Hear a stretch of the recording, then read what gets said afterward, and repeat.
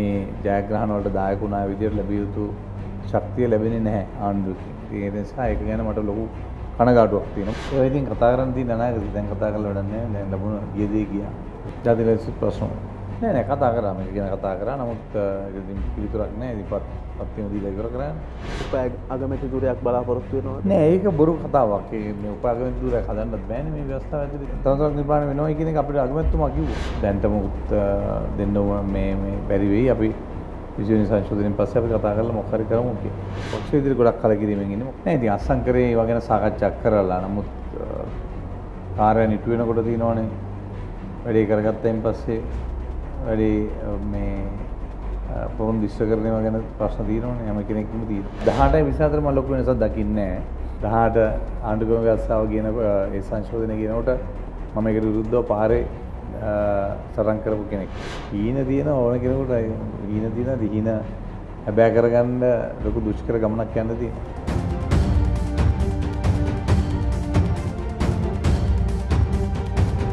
අයිබෝවන් දැන් අපි සූදානම් වන්නේ රටේ දේශපාලනය පිළිබඳව කතා කරන්න. මම හිතන්නේ දේශපාලනය කරුණුකාරණා එක්ක ව්‍යවස්ථා වෙනසක් එක්ක එහෙම නැත්නම් ව්‍යවස්ථාවේ සංශෝධන කිරීමත් එක්ක ආපහු දේශපාලනය පිළිබඳව ජනතාව තුළ යම්කිසි අවධියක් උනන්දුවක් ඇති වෙලා තියෙනවා. අපි මේ ගැන ඇතුළුව දේශපාලනයේ තියෙන හැලහැප්පීම් ගැන කතා කරන්න අපි ආරාධනා කළා ශ්‍රී ලංකා නිදහස් පක්ෂයේ වර්තමාන මහලේකම් නීතිඥ රාජ්‍ය අමාත්‍ය දයාසිරි ජයසේකර මහත්මයාට අයිබෝවන්.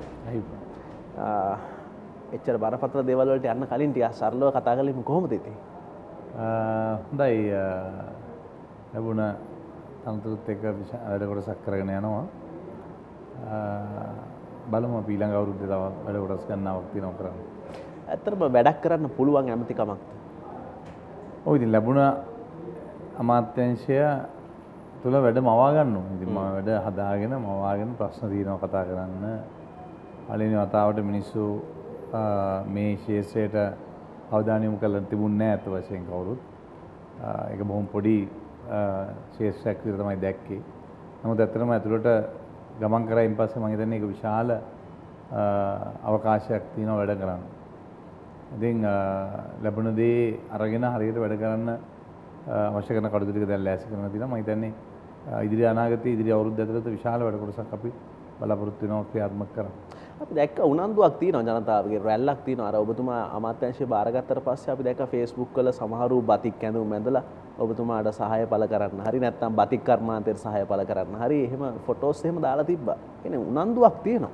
ඔව් ඇත්තටම මේ ශේෂ්ත්‍රය ඇත්තටම බතික් කර්මාන්තය ලංකාවේ අවුරුදු ගාණක් තිබුණ එකක්. නමුත් ඇඟලුම් නිෂ්පාදනයත් එහෙමයි. දෙකම සමහර මට කියනවා ඇඟලුම් ගැන කතා කරන්නේ නැත්නම් දේශීය අත්‍යන්ත රිදිපිලි කර්මාන්ත ගැන කතා කරන්නේ පතික් ගැනමයි ඉතින් කතා කරන්නේ කියලා.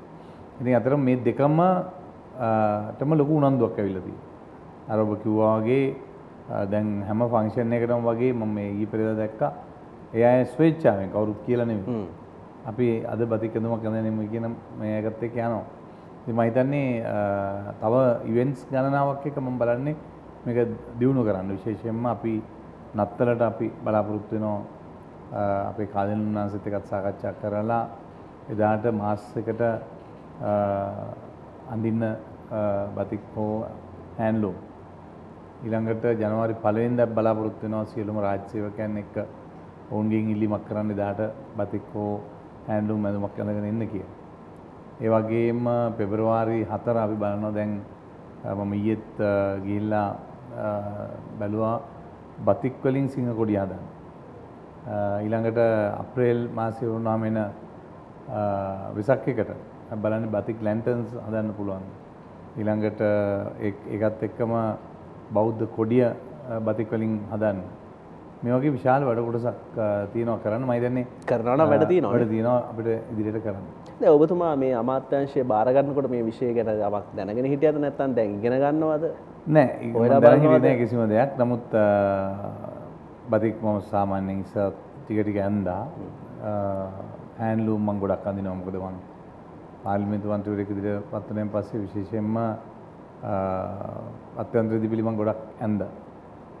සරම එහෙම මම සම්පූර්ණම ගමේ හැමදාම මම අඳින්නේ අත්‍යන්ත රිදිපිලි වලින් හදපු එක. මගෙන් පස්සේ මම දැන් ගොඩක් ඒක කොපි කරා අපේ දේශපාලඥයෝ ගණනාවක්.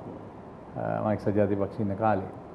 ඉතින් මම හිතන්නේ ඒකත් එක්ක ඒ ආදරයත් ඇල්මත් ඒකට තියෙනවා මගේ. ඒ වගේම ඉගෙන ගන්න ගොඩක් දේවල් තිබුණා. ඒවත් ක්‍රමානුකූලව අපි ඉගෙන ගන්නවා. අවබෝධ කරගන්න තියෙන කාරණා තියෙනවා. ඒ වගේම විශේෂයෙන්ම ලංකාවේ ඇඟලුම් නිෂ්පාදනයත් මගේ යටතට තියෙන්නේ. ඒකත් වෙනම විෂයක්. ඒකත් විශාල ස්කෝප් එකක් තියෙන එකක්. ඉතින් මම හිතන්නේ මේ දෙක තුනම ක්‍රමානුකූලව අධ්‍යයනය කරමින් වැඩ කරගෙන යනවා. ඒයි තියෙන ප්‍රශ්න ගණනාවක් අපි විසඳන්න බලාපොරොත්තු වෙනවා. මේ මෙතනින් අපේ ආර්ථිකයට යමක් කරන්න පුළුවන්ද? ඔබ හිතන විදිහට. ඔව් ඇත්ත වශයෙන්ම. මොකද ලංකාවේ අපි දැන් මේ පාර බජට් එකටත් මම ඉදිරිපත් කරේ නිකම්ම සල්ලි ඉල්ලුවේ නැහැ. මම කිව්වේ බැලන්ස් ඔෆ් පේමන්ට් එක. නැත්තම් අයවැය පරතරයට අපේ දායකත්වය කොහොමද කියලා තමයි මම ඒක ගත්තේ. නැත්නම් සමහර අමාත්‍යාංශ කරන්නේ මට අරකට ලක්ෂ 200ක් දෙන්න, මේකට 300ක් දෙන්න, 500ක් දෙන්න කිය ඉල්ලන එක. නමුත් මම ඒක ඒ විදිහට හිතන්නේ නැතුව මම බැලුවේ බැලන්ස් ඔෆ් පේමන්ට් එකට අයවැය පරතරයට ඒක අඩු කරන්න අපිට 5 බිලියන් US ඩොලර්ස් අපිට දායක කරන්න පුළුවන් මේ කර්මාන්තය. බතික් අත්‍යන්ත රිදිපිලි සහ ඇඟලු බිලියන 5ක්. ඔව් ඩොලර් බිලියන 5ක්. right? එතකොට මම ඒකෙන් ඉල්ලන්නේ 1.5 බිලියන් US ඩොලර්ස්. පහක් ආණ්ඩුවට හදලා දෙන ගමන් මම 1.5ක් ඉල්ලනවා මේක දිනු කරන්න. ඉතින් මම හිතන්නේ ඒක බොහොම සාධාරණ ඉල්ලීමක් බවට පත් වෙනවා. ඉතින් මම හිතන්නේ ඒ පැත්තෙන් බලපුවම ට්‍රෙෂරි එකෙත් මුදල් අමාත්‍යාංශයත් ගොඩක් සන්තෝෂ වුණා අපේ වැඩපිළිවෙලට. මොකද ඒගොල්ලෝ හිතුවේ නැහැ කවදාවත් මේ වගේ ශේෂ්ත්‍රයකින් කවුරුත් ලංකාවේ කවුරුත් අමාත්‍යවරයෙක් ඇවිල්ලා අපි ට්‍රෙෂරි එකට දෙන්න තියෙන දායකත්වය රටේ ආර්ථික දෙන්න තියෙන දායකත්වය මෙච්චරයි කියලා කියන්න පුළුවන් වැඩපිළිවෙලක් ගෙනාවෙන්නේ නැහැ. ඒකට ලොකු උන්ට උනන්දුවක් තියෙනවා. ඉතින් මම හිතන්නේ ඒකත් එක්ක අපිට මේක දියුණු කරන්න තියෙන සහයෝගයත් මුදල් අමාත්‍යාංශය ලැබෙයි කියලා විශ්වාස කරනවා. හොඳයි. ටිකක් අපි දැන් ආර්ථිකය රටේ දේශපාලනය ගැන කතා කළ යුතුමයි. රට පත් වෙලා තියෙන තත්ත්වය පිළිබඳව ඔබේ විග්‍රහය මොකක්ද? මේමයි ඉතින් දැන් එක පැත්තකින් කොවිඩ් හින්දා අපි ලැබිලා තියෙන අර්බුදය ආර්ථික වශයෙන් නැත්නම් ලෝක අනෙක් රටවල් වලට වඩා අපි නැගිටලා තියෙන්නේ. කියන්නේ දැන් අපි සාමාන්‍ය කටයුතු පුදුම ඉතාම ක්‍රමානුකූලව සිද්ධ වෙනවා. ලෝක අනෙක් රටවල් තවමත් යට හැංගිලා ඉන්නේ. ඉතින් ඒ අතින් ගත්තම ඒක ක්‍රියාත්මක වෙනවා වගේම දෙවනුව ආර්ථික වශයෙන් ඒ අර්බුදයකට අපි ලම් වෙලා තියෙනවා. මොකද හේතුව මේ කොවිඩ් වසංගතයත් එක්ක සම්පූර්ණයෙන් ලංකාවේ ආනයන අපනයන ගත්තොත් අපේ අපනයන ගත්තොත් ඊළඟට දේශීය නිෂ්පාදන ගත්තොත් මේ සියල්ලම ක්‍රමානුකූලව කඩා වැටුණා මේ මාස 3ක් රටක් වහලා තිනකොට තියෙන තත්ත්වය. ඉතින් අලුත් ආයෝජන එන්නේ නැහැ. ඒ වගේම මිනිස්සු තිබිච්ච වෙළඳ ව්‍යාපාර විශාල සංඛ්‍යාවක් කඩා වැටලා තියෙනවා. ඔවුන්ට ඉදිරියට යන්න බැරි තත්ත්වයක් තියෙනවා. මේකත් එක්ක යම් පසුබෑමක් තිබෙනවා. දැන් තමයි ක්‍රමානුකූලව මේක පිබිදීමේ සංචාරක ව්‍යාපාරය සම්පූර්ණ මුළුමනින්ම නැති වෙලා තියෙන්නේ. ඒතකොට ඒකෙන් ආපු ඩොලර් බිලියන ගාණක් අපිට සම්පූර්ණයෙන් අයින් වෙලා තියෙනවා. ඉතින් මම හිතන්නේ මේ වගේ විශාල අර්බුදයකට මුහුණ දෙන රටක් විතර අපිට දැන් ක්‍රමානුකූලව මේක තුල ඉදිරියට යන්න සිද්ධ වෙලා තියෙනවා. ඒ නිසා මම හිතන්නේ ආර්ථික වශයෙන් මේ අර්බුදය සමනය කරගත යුතුයි. ඒක කාටවත් කියලා වැඩක් නැහැ. ලංකාව විතරක් මේ තත්ත්වයටපත් උනායි කියලා. මුළු ලෝකෙම තත්ත්වය මේකයි. ඒ නිසා දේශපාලක විදිහට සමහර කට්ටිය කියනවා අරක වැඩි මේක අඩුයි මේක වැඩි මේවයි කියලා කියනවා. හැබැයි සමස්ත කාරණේට ප්‍රධානම හේතු බවට පත් වෙලා තියෙන්නේ මේ කොවිඩ් අර්බුදය. හැබැයි ඔබතුමාලාට බරපතල අර්බුද ගණනාවක් එනවා. රට විදේශගත වෙලා ඉන්න බොහෝ පිරිසක් ලංකාවට එනවා. රැකියාව නැහැ. ලංකාව ඇතුලේ බෙරකියාව කියන ප්‍රශ්නේ උග්‍ර වෙලා තියෙනවා. එතකොට බඩු මිල සම්බන්ධයෙන් ප්‍රශ්න ගණනාවකට මුහුණ දෙන්න සිද්ධ වෙයි. මේවට කොහොමද මුහුණ දෙන්නේ ආණ්ඩුවක් විදිහට? ඔබතුමාලා ආණ්ඩුවේ කොටස්කාරයෝ. ඔව් දැන් අතරම 43000ක් විතර ලංකාවට එන්න ඉන්නේ. ඉතින් අපි බලන්නේ අත් වශයෙන් දේශීය ඒ කියන්නේ ආනයනය කරන ප්‍රමාණය පුළුවන් තරම් අඩු කරගෙන අපි බොහොම මේ ආරක්ෂිත වැඩපිළිවෙලක් ඉදිරිපත් කළ යුතුයි ආර්ථිකය ගැන අපේම රටේ මේව නිෂ්පාදනය කරගන්න. නැත්නම් වෙන්නේ විශාල විදේශ විනිමයක් එළියට ඇදිලා යනවා. අර අපි කිව්ව අලුත් ආයෝජන එන්නේ නැත්තම් සංචාරක ව්‍යාපාරය එන්නේ නැත්තම් පිට රටින් එන ශ්‍රමිකයන්ගේ මුදල් ටික එන්නේ නැත්තම් එතකොට ඒ කියන්නේ ඩොලර්ස් තමයි අපෙන් අඩු වෙන්නේ. එතකොට ඇත්තටම ගත්තොත් අපිට බිලියන 4ක් ඩොලර් බිලියන 4ක් විතර සංචාරක ව්‍යාපාරයෙන් අපිට හම්බෙන්න තිබුණා. නමුත් ඒක හම්බෙන්නේ නැහැ. බිලියන 7ක් විතර සාමාන්‍යයෙන් විදේශ ශ්‍රමිකයන්ගේ එන්න තිබුණා. ඒක අඩු වෙලා තිබුණා. ඊළඟට විදේශ අපනයනයන් වලින් විශේෂයෙන්ම ඇඟලුම් අපනයනයෙන් අපි ඩොලර් බිලියන 3ක් 4ක් අතර ප්‍රමාණයක් ගේනවා. ඒකත් විශාල කඩාවැටීමකට ලක් වෙලා තියෙනවා. ඉතින් මේවා ගත්තම මේකෙන් එන්න තිබෙන ඩොලර් ප්‍රමාණය අඩු වෙනකොට තවත් ඩොලර් මෙන් යනකොට විශාල හිඟයක් ආර්ථික අර්බුදයක් ඇති වෙනවා. ඔබතුමාලා ඒක තමයි මේ දේශීය වශයෙන් අපි බලන්නේ පුළුවන් තරම් පුළුවන් හැම දෙයක්ම ලංකාව තුළ නිෂ්පාදනය කරන ක්‍රියාත්මක කරනවා. මේ තියෙන අර්බුදය ජනතාවට දැනෙන විදිහ ඔබතුමාලා දන්නවා. මේවා ඔබතුමාලා කැබිනට් සාකච්ඡාවට ගෙනියනවද? අපි සාකච්ඡා කරනවා. ඒ සම්බන්ධව අපි විශේෂයෙන්ම ජීවන වියදම් කමිටුව වෙනම ඉඳ ගන්නවා. මේ සියල්ල කරනවා. අපි නොදන්නව නෙමෙයි මේ තියෙන තත්ත්වය පිළිබඳව හොඳ අවබෝධයක් ඇතුව තමයි ක්‍රියාත්මක වෙන්නේ.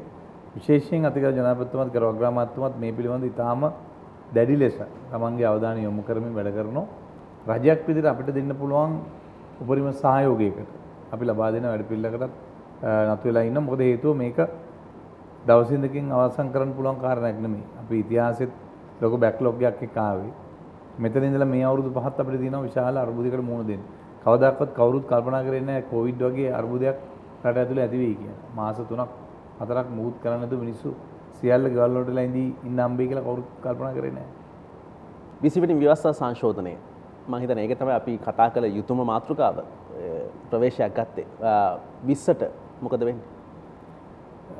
20 සම්මත මොකද්ද ශ්‍රී ලංකා නිදහස් පක්ෂයේ ස්ථාපන? 20 සම්මත වෙනවා. ශ්‍රී ලංකා නිදහස් පක්ෂය අපිට සහයෝගය දෙනවා. 20 සම්මත වෙනවා. සම්මත වෙනවා. ඒකට අපි සහයෝගය දෙනවා. මොකද හේතුව අපිට මෙතන තියෙන ප්‍රධානම අර්බුදය තමයි 19 වෙනි ආණ්ඩුක්‍රම ව්‍යවස්ථා සංශෝධනය ඉවත් කළ යුතුයි කියන ජනමතයක් මේ රටේ ඇති වුණා. විශේෂයෙන් ජනාධිපතිවරණෙත් මහමැතිවරණ.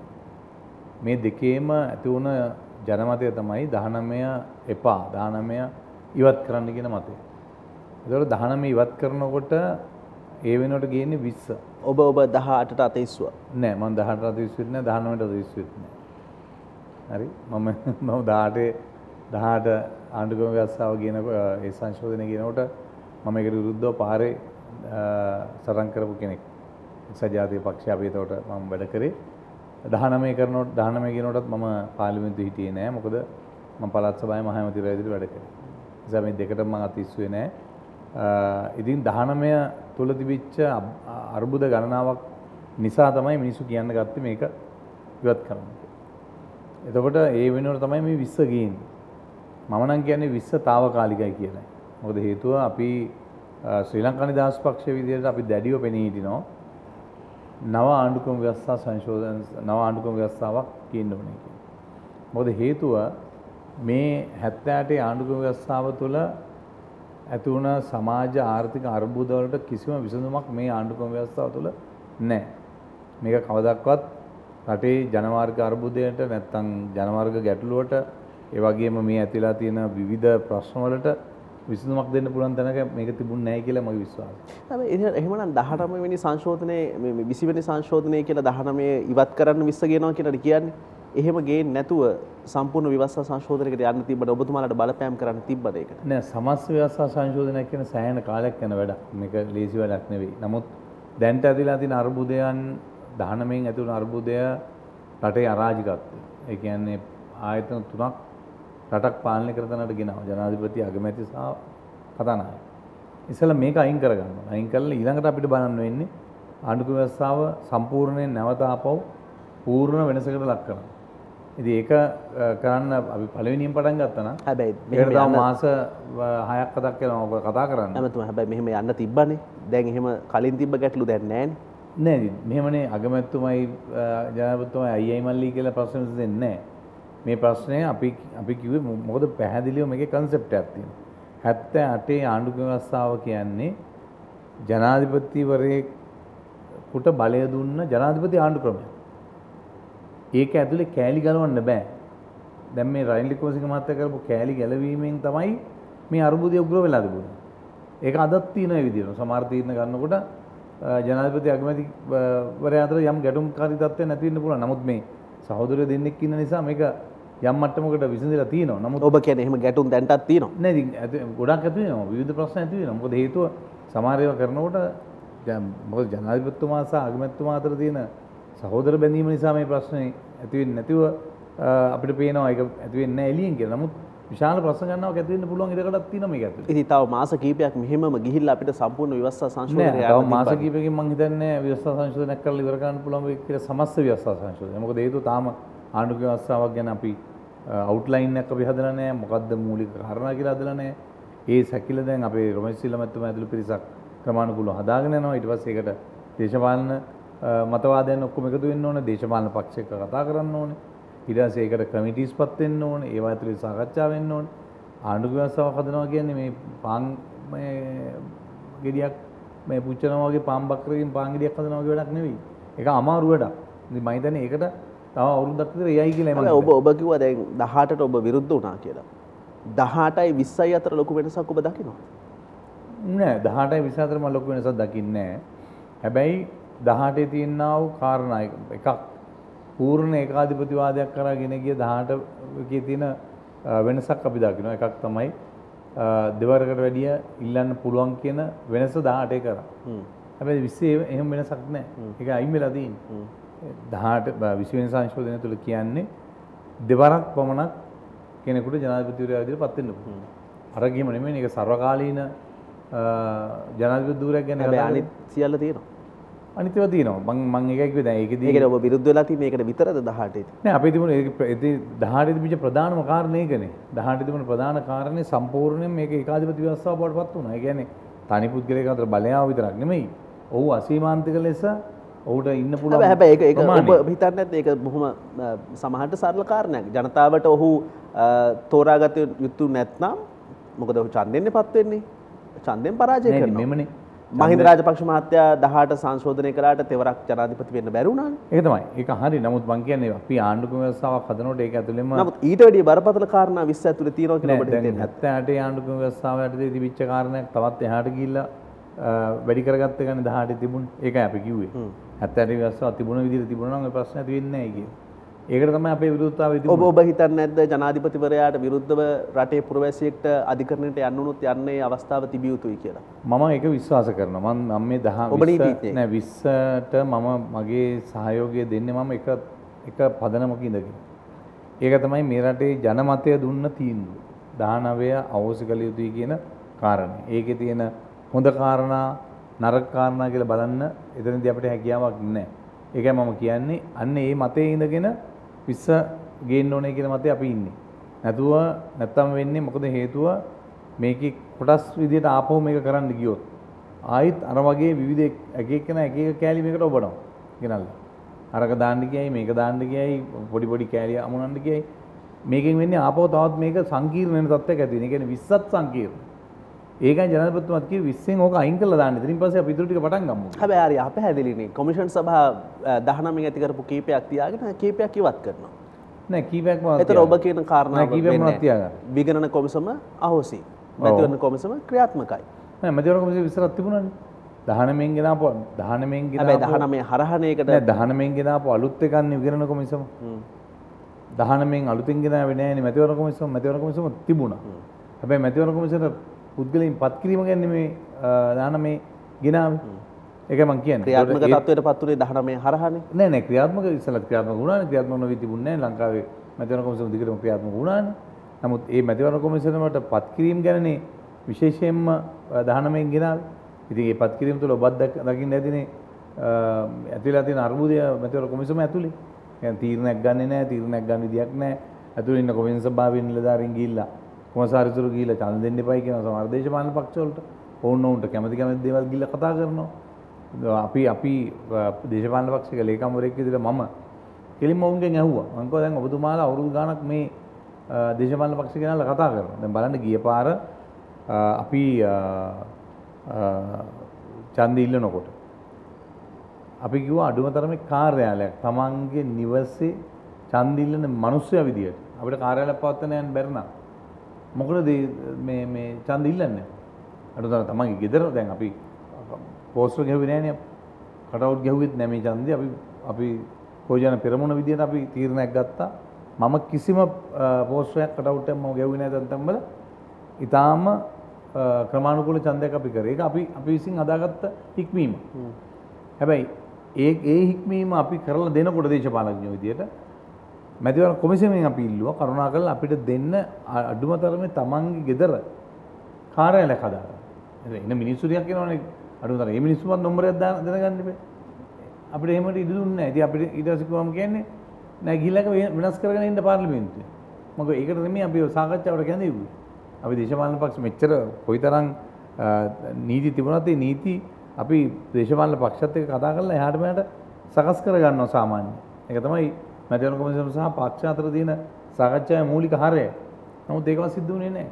ඉතින් මේ වගේම කොමිසම් සභා නම් ක්‍රියාත්මක වෙන්නේ මැතිවරණ කොමිසම මම උදාහරණයක්. ඉතින් අපි කොහටද යන්නේ? හොඳ නැද්ද ඉතින් නීතිය නවන්න නැතුව නීතිය ක්‍රියාත්මක කරපු එක? නෑ නීතිය නවන එක නෙමෙයි ප්‍රශ්නේ තියෙන්නේ. නීතිය නවන එකයි ක්‍රියාත්මක කරන එකයි අතර නෙමෙයි ප්‍රශ්නේ තියෙන්නේ. අපි කිව්වේ යම් මේ ඒකට අදාළ වෙන විදිහට අදාගන්න එක නෙමෙයි. දේශපාලන පක්ෂත් එක්ක අපි එකඟතාවලට එනවා ඉස්සර. රයිට්. කාර්යාල කීයද අරින්න පුළුවන්? කාර්යාල අරින්න පුළුවන්ද? පුළුවන් නම් කාර්යාල කීයද? එතකොට ඒකේ අපි ගහන්නේ මොනවද? කොච්චර දිගට කොච්චර පළලට ඒ රූපය දාන්න පුළුවන්ද? අංකේ කොච්චර ලොකුවටද අපි හදන්නේ? පොඩි කීයක් ගහනවද? මම කියන්නේ මේ ඔබ කියන්නේ දැන් එහෙම ඉඩ නොදීම හරහා අපේක්ෂකෙක්ට අසාධාරණයක් වුණාද? විශාල අසාධාරණයක් වුණා අපි ඔක්කොටම. ඒ මැතිවරණේ මුදල් තිබුණ අපේක්ෂකයන්ට හැකියාව තිබුණා. වැඩියෙන් රූපවාහිනී ඇඩ් වල දාලා අප දන්නවනේ මේ ආයතනෙ වුණත් කෝටි කීයක් දෙන්නේද කියලා මිනිස්සු තමන්ගේ ඇඩ් එක දාලා. ඉතින් එහෙම තියෙන මිනිස්සු කරනවා මට සල්ලි තිබුණේ නැහැ ඒක දාන්න. තිබුණ මිනිස්සුන්ට මම ඒක ඒගොල්ලෝ එහෙම මේකද මේ ප්‍රජාතන්ත්‍රවාදීද? ඒතර සල්ලි නැති මිනිහෙක් ලීෆ්ලට් එකක් ගහගන්න සල්ලි නැහැ. ලීෆ්ලට්ස් කොච්චර ගහන්නද? ලියුමක් අරින්න අපිට රුපියල් 15ක් යන එක්කෙනෙකුට. ලියුම් මේ ඡන්දායකු ඉන්න ඡන්දායකු ලක්ෂ 6කට 7කට ලියුම් අරින්න ගියොත් රුපියල් 15 ගානේ කීයක්ද? මේ මැතිවරණ ක්‍රමය ඊටාම වියදම් අධික බවට පත් වෙලා තිබුණේ. ඉතින් ඒක අවම කරගන්න තමයි අපි කිව්ව අඩුව තරමේ. එතකොට අපේ නම්බරේ කවුරු මිනිස්සුන්ට පේනවනේ. අපි පෝස්ටර් ගහන්නෙත් නැත්තම්, කට් අවුට් ගහන්නෙත් නැත්තම්, බැනර් ගහන්නෙත් නැත්තම්, ටීවී ඇඩ් දාන්නෙත් නැත්තම් අඩුම තරමේ තමන්ගේ ගේ ඇතුලේ ගහගත්තාම ඒ ගෙදරට එන 100ක් 200ක් 300ක් 400ක් හරි නම්බරේ බලන්න ගිහලා මයාගේ නම්බරේ මේකයි කියලා කියනවා. නමුත් දැන් ඔබට මම කියන්නේ කැමති ඡන්ද කාලේ යන අවසාන අන්තිම දවසට මට කතා කරලා ඔබතුමාගේ නම්බරේ මොකද්ද කියලා. ඒ කියන්නේ දන්නේ නැහැ නේ නම්බරේ. වෙනදා අපි එහෙම නෙවෙයි නම්බරේ කටපාඩම් කරනවනේ. හැබැයි ඔබතුමාලා දෙන්න ඕනේ ආදර්ශය ඡන්ද පත්‍රිකාවත් එක්ක අංක යවනවා නිවසට. ඡන්ද පොළ මධ්‍යස්ථානයේ අංක ටික ප්‍රදර්ශනය කරලා තියෙනවා. මේවට නෙමෙයි ජනතාව හුරු කරවන්න ඕනේ. නෑ ඒක ඔබතුමාලත් ඒ කියන්නේ තරුණ දේශපාලඥයෝ විදිහට අර සාම්ප්‍රදායික ක්‍රමයටම යන්නේ නැතුව වෙනසක් හොයන්න උත්සාහ ගන්න එක හොඳ නැද්ද? වෙනසක් හොයපු නිසා තමයි මෙච්චර කාලයක් ගහපු පෝස්ට් අපි ගැහුවේ නැත්තේ. හරි? එතකොට ගෙන්ගෙට ලීෆ්ලට් එකක් අරන එක අපි කරා. හැබැයි මේ රටේ මිනිස්සු දේශපාලනයට නැත්තම් ඡන්දයකදී ඡන්දයක් පාවිච්චි කරන අංක බලා ගැනීමේ මහා උනන්දුවක් තියෙන පිරිසක් නෙවෙයි. ඒකට තමයි විවිධ උපක්‍රම පාවිච්චි කරන්නේ. ඔවුන් ගිල කුඩා රැස්වීම් තියෙනවා. ලොකු රැස්වීම් තියෙනවා. මේ වගේ විවිධ ප්‍රචාරණ කටයුතු රාශියක් තියෙනවා කරන්න. හැබැයි ඒකෙනුත් මිනිස්සු හරියට දැනගන්නේ නැත්තම් ඒකම මම කිව්වේ ඒකේ යම් කාරණා තියෙනවා කරන්න පුළුවන් කාරණා. ඒක මේ විප්ලවීය වැඩ කරන්නත් පුළුවන් සමහර කට්ටිය සාම්ප්‍රදායික කරන්නත් පුළුවන්. හැබැයි දාසී ජයසේකර මහත්තයෝ ජේ.ආර්. ජයවර්ධන මහත්තයාගෙන් පස්සේ තුනෙන් දෙකක් ගන්න බෑ කියපු එක තුනෙන් දෙකක් ගත්තනේ ඔය කියන ක්‍රමය යටතේ. ඔව් ඒ තුනෙන් දෙක ගැනීම තීරණය වෙන්නේ ලාංඡනයකට ඡන්ද දීමක් නෑ මං කියන්නේ ඔබතුමා කිව්වේ දේශපාලනේ ඡන්දේ දාන්න උනන්දුවක් නෑ. නෑ නෑ එහෙම මං කිව්වේ නෑ එහෙමනේ මං කියන්නේ මේ පුද්ගලවාදීව ගිහිල්ලා පුද්ගලයෙකුට ඡන්ද දෙන්න. බොහොට්ටුවට හරි අලියට හරි බෙල්ලකට හරි ටෙලිෆෝන් එකකට හරි ගතර ගන්න එක නෙමෙයි. ඒක කරන්න පුළුවන් මිනිස්සු කියලා ගහනවනේ. ගහන අතරේ තව 3 දිනකට ගහන්න දෙපේ. ඔන්න ඕකනේ අපි ඊළඟට කල්පනා කරන්නේ. පුද්ගලවාදීව අපි කල්පනා කරමු.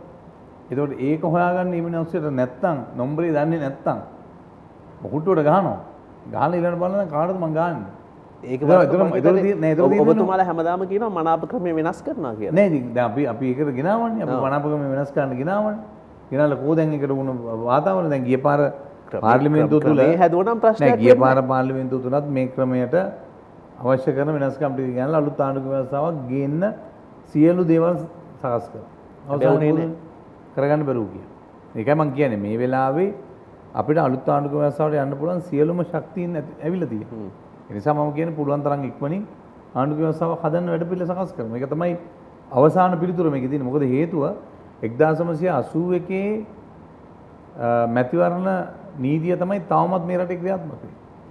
හරි. ඉතින් ආපහු ඒක ගැන ඔය සියල්ලම වෙනස් කරන්න ඕනේ. කාලවකෝණක් දැන් ඇවිල්ලානේ තියෙන්නේ. අපි විරාමයක් ගන්නත් ඕනේ. අර විගණන කොමිසම තිබ්බනම් හොඳයි කියලා හිතෙන්නේ නැද්ද? විගණන කොමිසම තිබ්බනම් හොඳයි. ඒ වගේම ඒ විගණන කොමිසම තුළ තිබෙනා වූ කාරණා විශේෂයෙන් විගණන කොමිසම අක්‍රිය වීම සම්බන්ධ විශාල ප්‍රශ්නයක් තියෙනවා. මොකද ඒකට ගිය වියදම් අරමුණක් ගත්තන් පස්සේ ඒක විගණනය කරන්න වෙනවා ආපහු. මොකද එතනත් ප්‍රශ්නයක් තියෙනවා. නමුත් ඒකෙන් අදහස් වෙන්නේ විගණන කොමිසම නැති කර යුතුයි කියලා. ඒ වගේම නැත්නම් ආයතන විගණනයට යටත් නැහැ. ඔව් ආයතන 15ක් විතර විගණනයට යටත් නැහැ. මම නම් කියන්නේ මම කෝප් කමිටුවේ හිටපු සමාජිකයෙක් විතර මේ ආයතන තමයි වැඩියෙන්ම හොරගම් කරන ආයතන. ඉතින් මේ ආයතන ටික දාන්න ඕනේ කියන මතය තමයි මම ඉන්නේ. ඉතින් අපි ඒකට අවශ්‍ය කරන යෝජනා අදහස් අපි ඉදිරිපත් කරලා තිබුණා. බලමු කොහොම හරි ඒක අතිගෞරව ජනාධිපතිතුමා ඉතාම සංවේදීව දිහා බලනවා. බලමු කොහොමද ඒක ක්‍රියාත්මක කරන්න කියලා. අගමැතිතුමාගේ කමිටුවේ නිර්දේශ ඔබතුමාලා සාකච්ඡාවට ලක් කළාද? යම් කාරණා කතා කරා. දැන් අපේ නිර්දේශ අපි යවනවා ශ්‍රී ලංකා නිදහස් පක්ෂයේ විද්‍යාධික ගෞරව ග්‍රාමතුමාගේ කමිටුවට. මට ඉස්සෙල්ලා කියන්න ශ්‍රී ලංකා නිදහස් පක්ෂය මේ ගෙනහල්ලා තියෙන එහෙම නැත්නම් මේ ගැසට් කරලා තියෙන න්‍යාය පුස්තකයට ඇතුළත් කරලා තියෙන 20 වෙනි ව්‍යවස්ථා සංශෝධන කෙටුම්පතට 100% එකඟද? 100%ක් එක නෑ. නමුත් අපි ආණ්ඩුවක් විතර ගන්න ඕන. ඒ කියන්නේ ඔබ කියන්නේ ශ්‍රී ලංකා නිදහස් පක්ෂයේ මෙහි සංශෝධන විය යුතු තැන් දකින්නවද කියන ප්‍රශ්නේ මම අහනවා. ඒකනේ මම දැන් කිව්වේ. දැන් කීපයක් මම කිව්වා. තවත් ගන්නවක් තියෙනවා නම් කියන්න පුළුවන් එක. නමුත් ප්‍රශ්නේ තියෙන්නේ අපි කළ යුතු උපරිම මට්ටමින් ඒ සංශෝධන ටික කළ යුතු. මූලික දේවල් ටික අපිට කියන්න ජනතාව දැනගන්න නෑ මම ඒකයි කිව්වේ. දැන් උදාහරණයක් විදිහට ගත්තොත් විග්‍රම කොමිසමේ ඇතිලා තිබෙන තත්ත්වය. ඊළඟට විශේෂයෙන්ම තවත් වැදගත් කාරණා ගණනාවක් අපි සටහන් කරගත්තා. මම හිතන්නේ මේක මෙතන කියනකට වැඩි වැදගත් වෙන්නේ අපි දැන් අද පක්ෂය ඇතුලේ මේක තාම සාකච්ඡා කරමින් යන කාරණයක්. මම මේක ඇවිල්ලා ගිහිල්ලා කිව්වා මේක සාධාරණ වෙන්නේ නැහැ. අනිත් මොකද සමාජිකයෝ 10 දෙනෙක් ඉන්නවා මේ කමිටුව ඇතුලේ. ඊයේත් අපි දැන් සාකච්ඡා කරා මේ සම්බන්ධව. තව අදත් හෙටත් දවස් කීපයක් අපි මේකේ අවසන් ලයිස්ට් හදන්න අපි වැඩපිළිවෙල සාකච්ඡාවක් යන වෙලාවක් තියෙන්නේ. ඒ නිසා මම හිතන්නේ ඒක එහෙමම එළියට කතා කරන එක හොඳ නැහැ කියලායි. මොකද ඒක මට එතිකලි හොඳ නැහැ. මේ මොකද අපි ඊයේ කතා කරපුවා දැන් අද උදේ කතා කරනකොට ඊළඟට ආයෙ හිත දැන් අපි ආපහු කතා කරන්න දිනකොට මේ සියල්ල ඉවරුනාම කතා කරොත් තමයි මම හිතන්නේ මේක වැදගත් කියලා මම විශ්වාස කරනවා. ප්‍රශ්න ගණනාවක් තියෙනවා. ඒ ප්‍රශ්න වලට අපි පිළිතුරු දී යුත්තේ කොහොමද කියන කාරණා අපි සකස් කරගත යුතුයි. මම විගණන කතාව කිව්වේ වෙන හේතුවක් නෙවෙයි. විගණන කෝප් කමිටිය අවුරුදු 2004 ඉඳලා ඉන්න කෙනෙක් විදිහට මම දකිනවා. ඔබ ප්‍රබලව කතා කරපු කෙනෙක්. ඔව් විගණන කොමිසම ඇතුලේ අඩුපාඩු කොයිතරම් ප්‍රමාණයක් තිබුණත් මේ විගණනය සම්බන්ධව ආයතන ඇතුළත් නොවීම ලොකු ප්‍රශ්නයක්. හොඳයි අපි කෙටි විරාම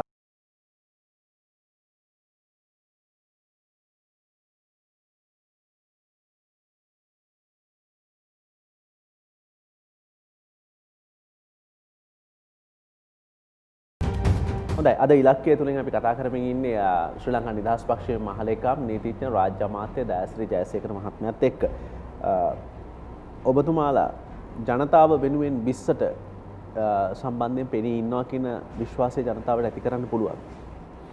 ඔව් මෙහෙමයි මම ඒකත් අර අපව නැවතත් කියන්නේ 20 වෙනි සංශෝධනය කියන්නේ 19 අවශ්‍ය කරන්න කියලා මේ රටේ ජනතාව දෙවරක් දුන්න ජනමතයට ගෙනාපු විසඳුම.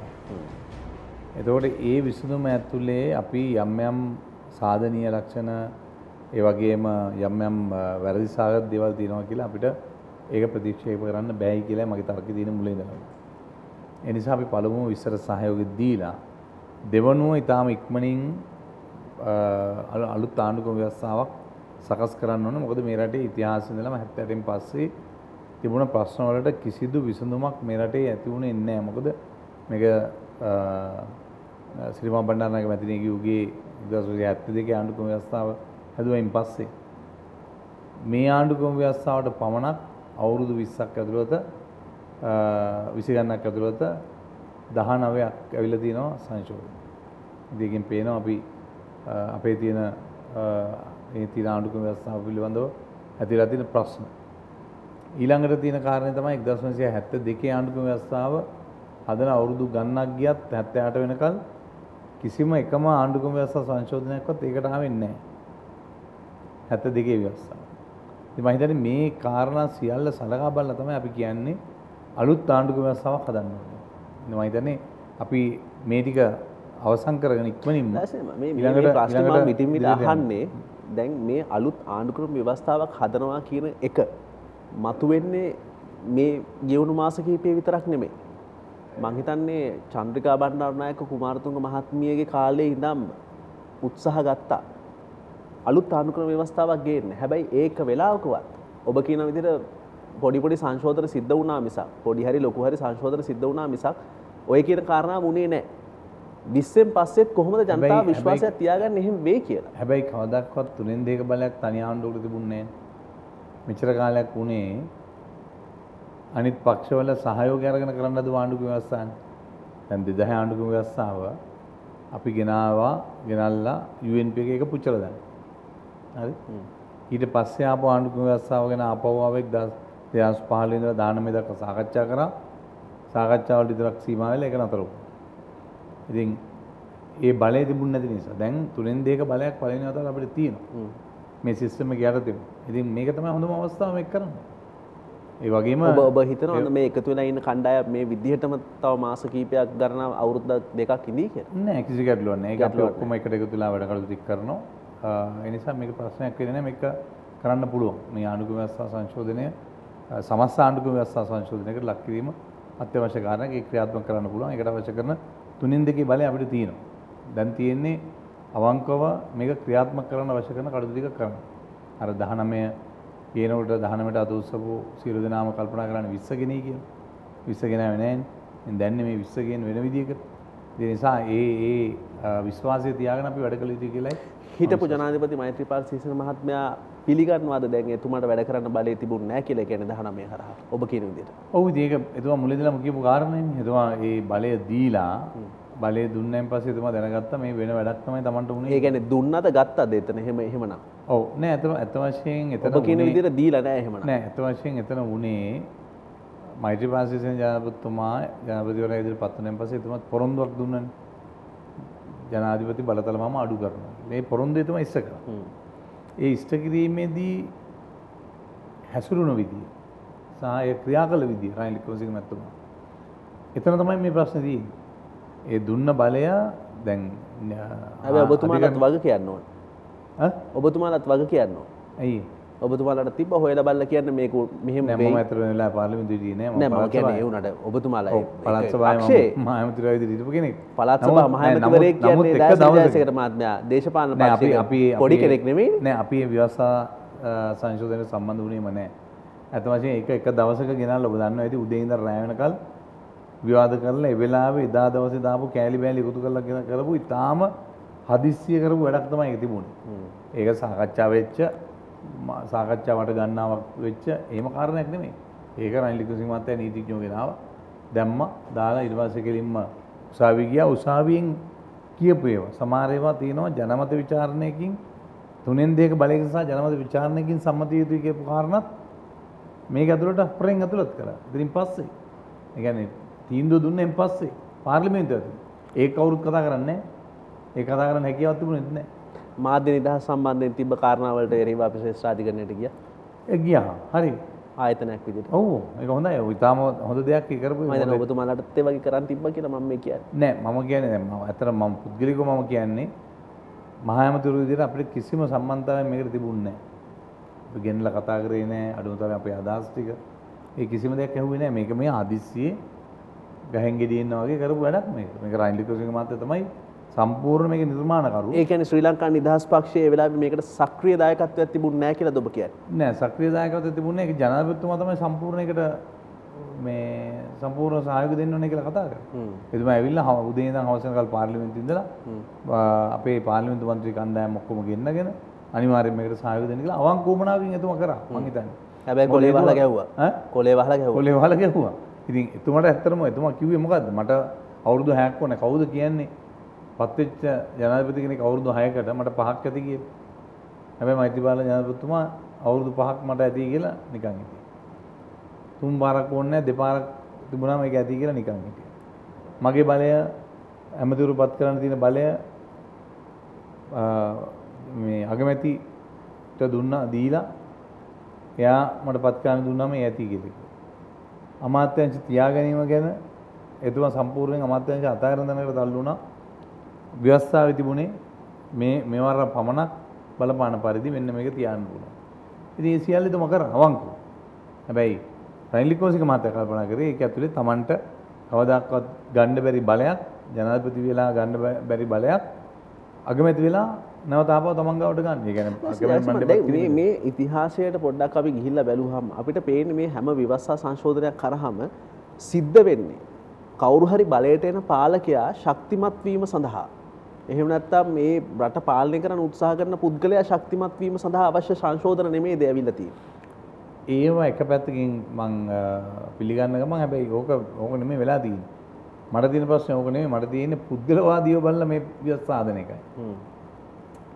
පුද්ගලවාදීව බලලා ව්‍යවස්ථා හදන එක. රනිල් වික්‍රමසිංහ මහත්තයා අගමැති විදිහට මොනවද කරන්නේ? රනිල් මෛත්‍රීපාල මහත්තයාට මොකක්ද හම්බෙන්නේ? එතකොට මේ දෙන්න කොහොමද මේක එහෙම නෙමෙයි හදලා තියෙන්නේ? නැතුව සිස්ටම් එක හදන එක නෙමෙයි දැන් ජයවර්ධන මහත්තයා බොහොම පැහැදිලිව කිව්වා මේ 78 ආණ්ඩුක්‍රම ව්‍යවස්ථාව අරහින් මෙන් තනින් අල්ලන්න හදන්න එපා. මේක එක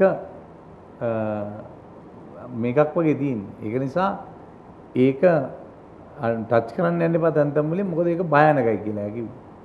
එයා කිව්වා එක වෙලාවක මේක කොටගවුම ආණ්ඩුක්‍රම 78 ආණ්ඩුක්‍රම ව්‍යවස්ථාව කියන්නේ මේක කොටගවුම. මේකේ පිටිපස්සේ පෙන්නන හැටි නොපෙන්නන හැටි තීරණය කරන්නේ අඳිනෙක් කෙනාගේ හැටියට කියලා.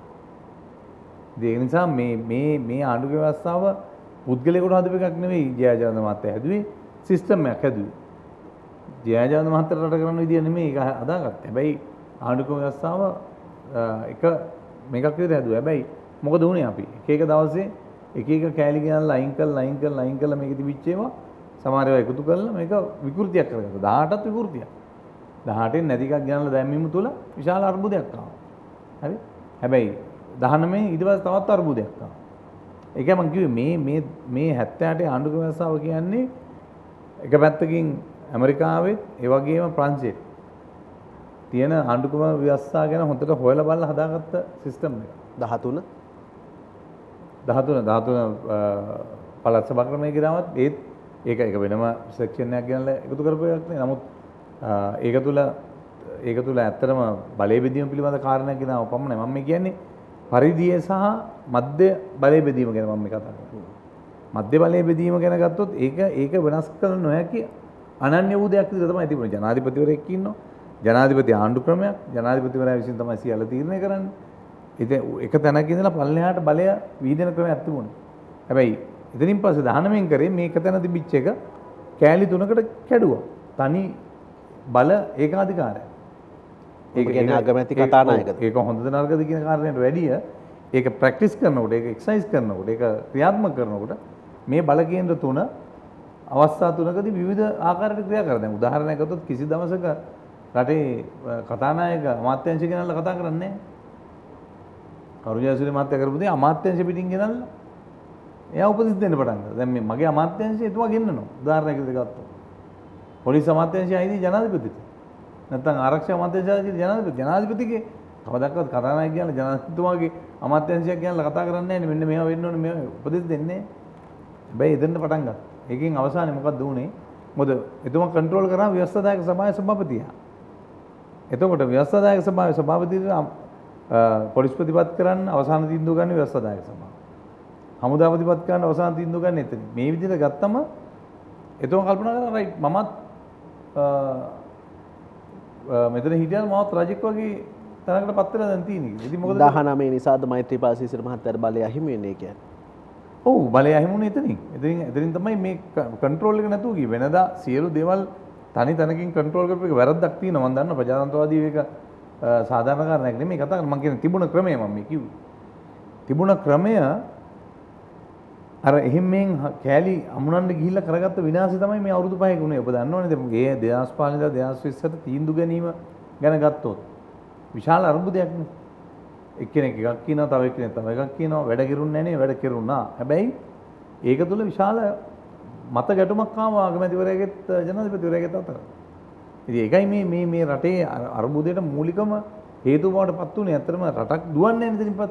පස්සේ ඒ කියන්නේ දේශපාලන අස්ථාවරභාවය. දේශපාලන අස්ථාවරභාවනේ රටකට පළවෙනි වැදගත්ම කාරණා. ඒක සිද්ධ වුණේ නැහැ නේද මසාර? දැන් සම්පූර්ණ ව්‍යවස්ථාවක් සැකසීමේ කටයුතු ආරම්භ වෙලා තියෙනවා කියලා මාධ්‍ය හමු කිහිපයකදීම සඳහන් වුණා. ශ්‍රී ලංකා නිදහස් පක්ෂය මේ ගැන දැන් අවදියෙන් ඉන්නේ. ඔබ කිව්වාගේ තාමත් නිහඬයිද මොකක්ද? නෑ අපි බොහොම අවදියෙන් ඉන්නේ. දැනට අපිට තියෙන ප්‍රධානම කාරණේ තමයි රොමේෂ් සිල්වා මැතිතුමා ජනාධිපති නීතිඥ රොමේෂ් සිල්වා මැතිතුමාගේ නායකත්වයෙන් ඒ තියෙන කමිටුව මේකේ අවුට්ලයින් එක හරියට හදන්න ඕන. හදලා අපිට ඉදිරිපත් කරයින් පස්සේ අපිට පුළුවන් ශ්‍රී ලංකා නිදහස් පක්ෂය ඇතුළු පක්ෂ ගන්නවටම අතරම පාර්ලිමේන්තුව හරනම් මම නම් කියන්නේ තේරීම්කාරක සභාව බවට පත් වෙන්න ඕනේ කියලා. ඒ කියන්නේ මුළු පාර්ලිමේන්තුවම මේ දායකත්වය දක්වන්න ඕනේ කියන මතයේ මම නම් ඉන්නේ. මොකද ඒක එහෙම වුණින්ද තමයි 1972 ව්‍යවස්ථාව සාර්ථකත්වයකට පත් වෙන්න හැකියාව ලැබුණේ. ඉතින් මම හිතන්නේ හැම කෙනෙකුටම අයිතියක් තියෙන්න ඕනේ, මට උවමනාවක් තියෙන්න ඕනේ සහ ආසාවෙන් කියන්න පුළුවන්කමක් තියෙන්න ඕනේ. දෙමළ ජනතාවටත්, දෙමළ නායකයින්ට, මුස්ලිම් නායකයන්ටත් මගේ රටේ ව්‍යවස්ථාවට මම දායක වුණා. දැන් පහුගිය ආණ්ඩුව වෙලාවේ මුළු පාර්ලිමේන්තුවම එහෙම ව්‍යවස්ථාව සකසන්න සූදානමේ සම්බන්ධ වුණානේ. අපිට එතනින් නම් ඉස්සරහට යන්න පුළුවන් කමක් නැද්ද? ශ්‍රී ලංකා නිදහස් පක්ෂය එහෙම දකින්නේ නැද්ද? ඒක තියෙනවා ප්‍රශ්න ගණනාවක් වසන්ත. ඒකයි තියෙන ප්‍රශ්නේ. මොකද හේතුව මොකද එතන ජනතා මුදල් නාස්ති කළේ. ජනතා මුදල් හැබැයි එතන තියෙන ප්‍රශ්නේ එතන මේ වැඩපිළිවෙල වෙන එතන ලීඩර්ෂිප් එක ගත්ත කවුද කියලා ගත්තොත්.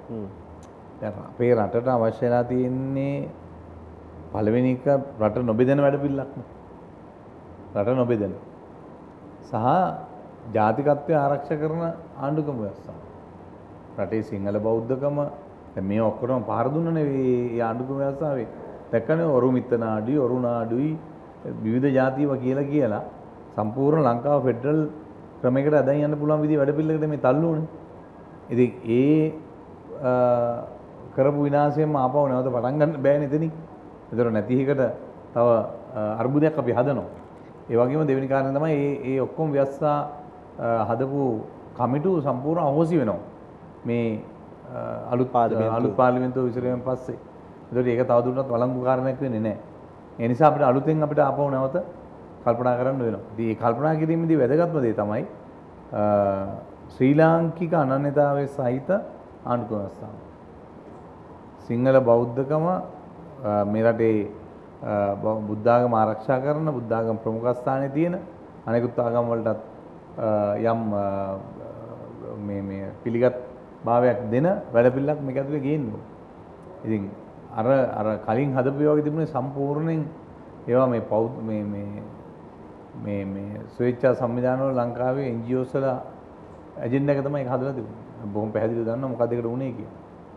ඒ නිසා මේක ඊට වැඩිය ප්‍රබලව ජාතිකත්වයේ මතුවෙන දෙක සිරු ජාතීන් එකතු කරපු එක හුයක් එක්ක බැඳපු වැඩපිළිවෙලක් තිබිය යුතුයි කියලා මම කියන්නේ. ඒ කියන්නේ සිංහල, දමිළ, මුස්ලිම් කියන්නේ මේ රටේ එක ලාංකීය ජාතියකට අවශ්‍ය කරන වැඩපිළිවෙල හදන පිරිසක් බවට ඔවුන් තුලින්ම එන්න ඕනේ යෝජනාවක් ආයුතුයි. නැත්නම් මේ ජනාධිපති දුරේ තිබිය යුතුද නැද්ද? ජනාධිපති දුරේ මම කියන්නේ මේකයි. තියෙනවා නම් ජනාධිපති දුරේ තබාගත යුතුයි.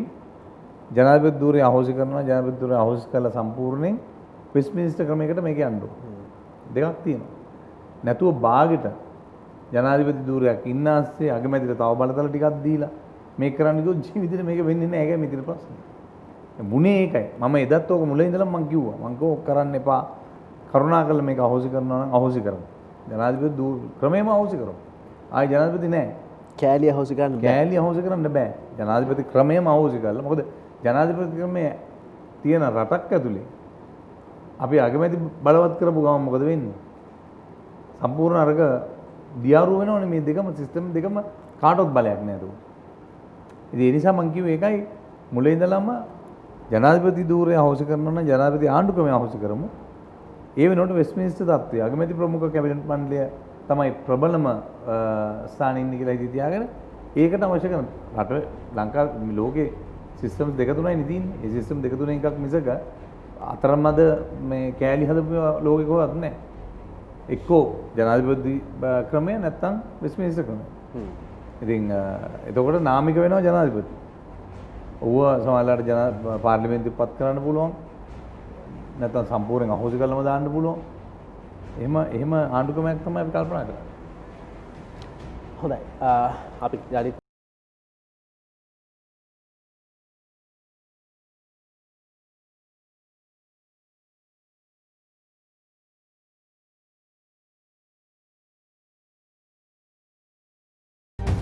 ඔබ යාලිත් ඉලක්කය වැඩසටහන සමගින් දෑසේ ජයසේන මහත්මයා ජනාධිපතිවරණයේදී පාර්ලිමේන්තු මැතිවරණයේදී ශ්‍රී ලංකා නිදහස් පක්ෂය සුවිශේෂී දායකත්වයක් දුන්නා කියලා ඔබ විශ්වාස කරනවා? ඔව්. දුන්නා. ඒ දීපු දායකත්වයට ලැබුණු දේවල් ප්‍රමාණවත් කියලා ඔබ විශ්වාස කරනවා? ප්‍රමාණවත් කියලා මම විශ්වාස කරන්නේ නැහැ. මොනවත් තව එහෙනම් ලැබෙන්න තිබුණා? ඒවා ඉතින් කතා කරන්න තියෙන අනාගතේ දැන් කතා කරලා වැඩක් නැහැ. දැන් ලැබුණ ගියදී ගියා. ඉස්සරහට බලන්නයි තියෙන්නේ. කියන්නේ ඔබලා සටන ශක්තිමත් නැහැ.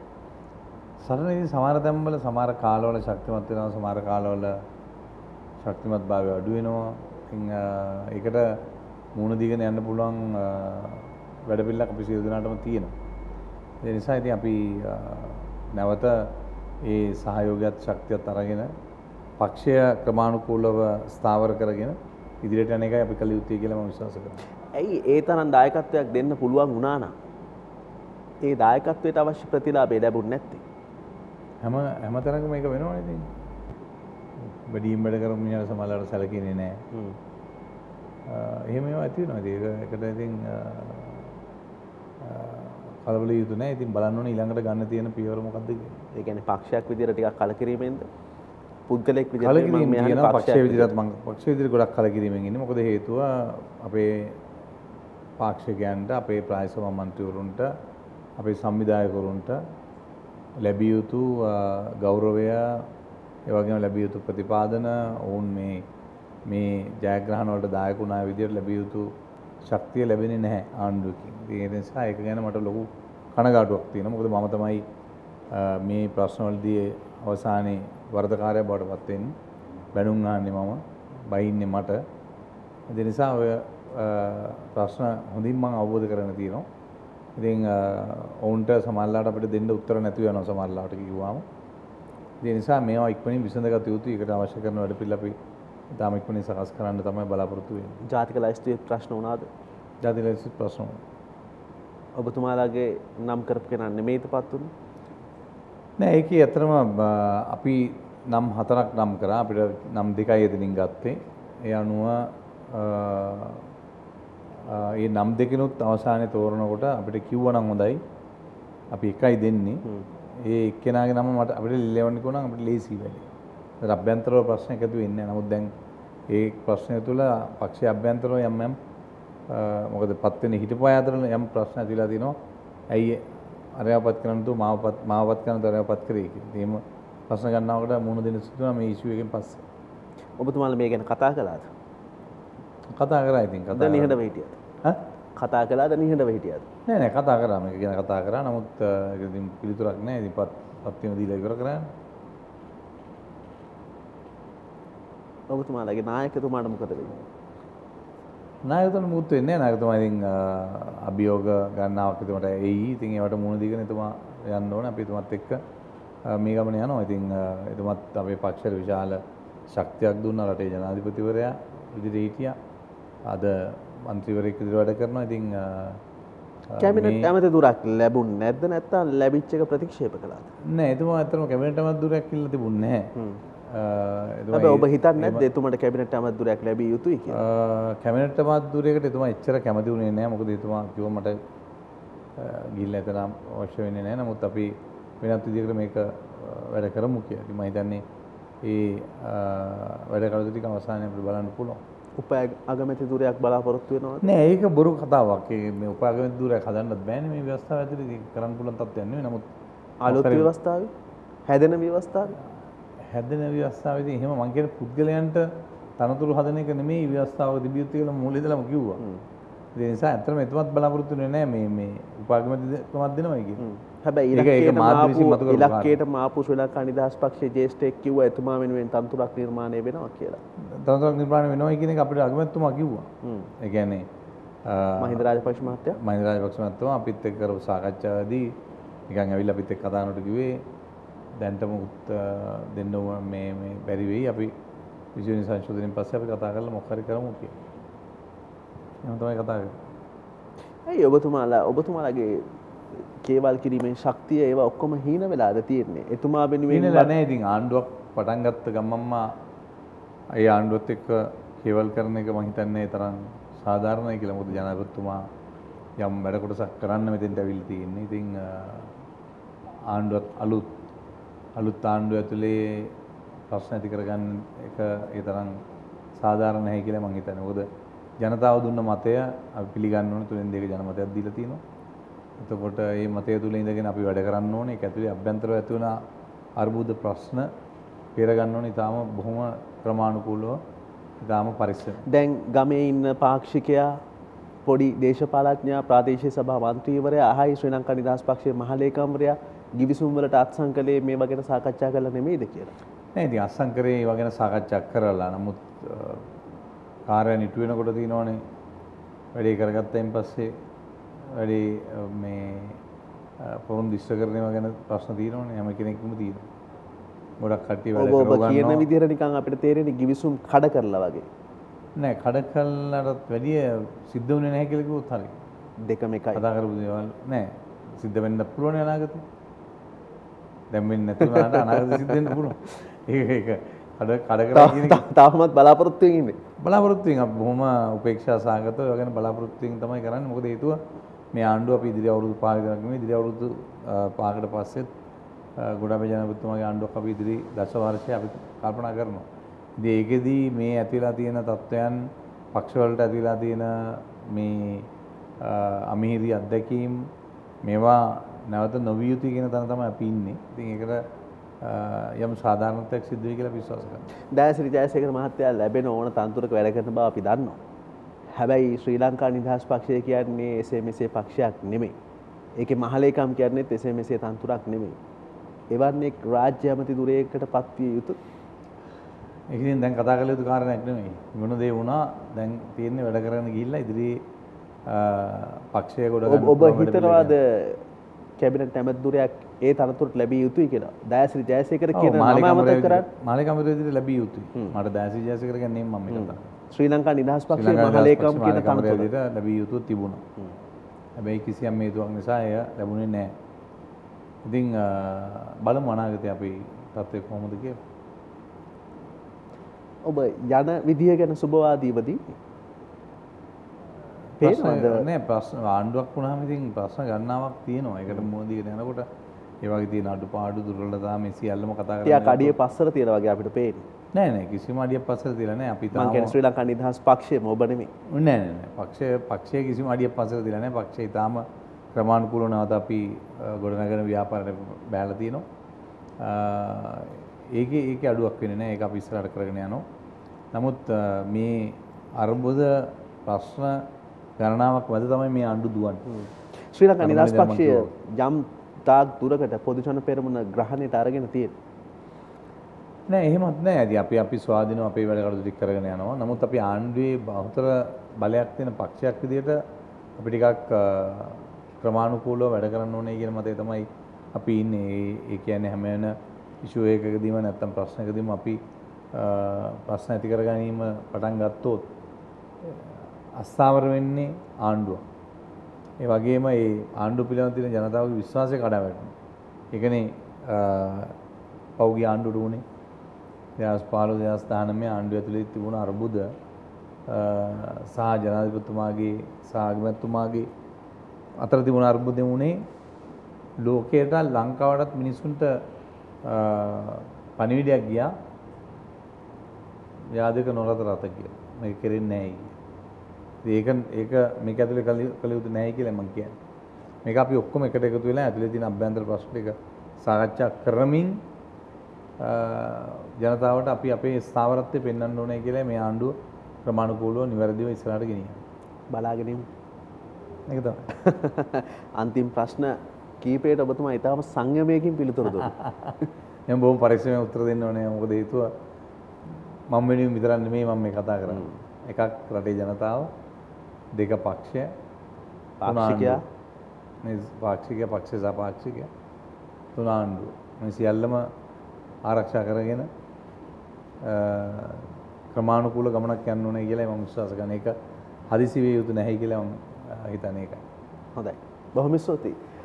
අද ඉලක්කය වැඩසටහනට එක්ුණේ නීතිඥ රාජ්‍ය අමාත්‍ය ශ්‍රී ලංකා නිදහස් පක්ෂයේ මහලේකම් දෑසිරි ජයසේකර මහත්මයා. ඉතින් ඔබතුමාටත් පක්ෂ නායකත්ව ගැන එහෙම හීන තියෙනවද?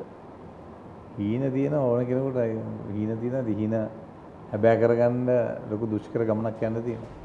බලමු අපි හැම කෙනෙකුටම හීනයක් තියෙනවා. මටත් ගෝල් එකක් තියෙනවා. ඔබ යනවා. බලමු. අනාගතේ තමයි තීරණය. සුබ පතනවා. බොහොම ස්තුතියි. අපි සමු ගන්නවා. ඔබට සුබ රාත්‍රියක්.